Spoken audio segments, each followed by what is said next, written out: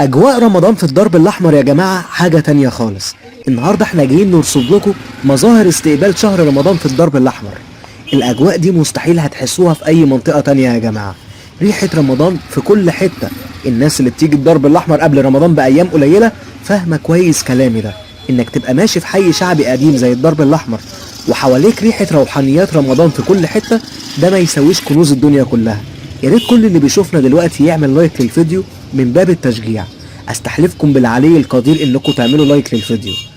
المشي ده كله والتعب ده عشان حضرتك تعيش معانا اجواء شهر رمضان المبارك من غير ما حضرتك او حضرتك تتعبي وتنزلوا وتيجوا المكان ده. شايفين الجمال يا جماعه؟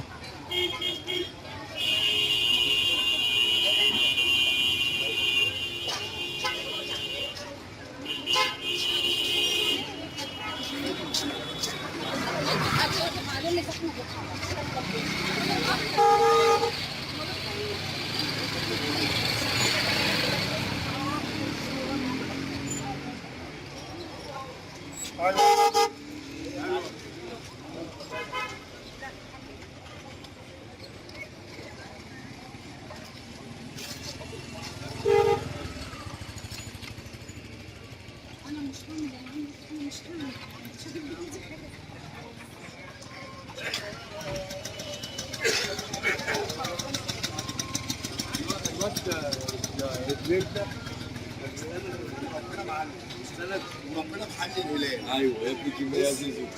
صعب عندك صعب عندك وربنا محل الهلال. اوعى اوعى اوعى اوعى.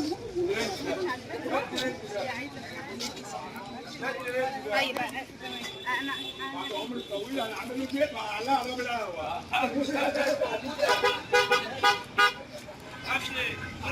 لا لا لا على ايه؟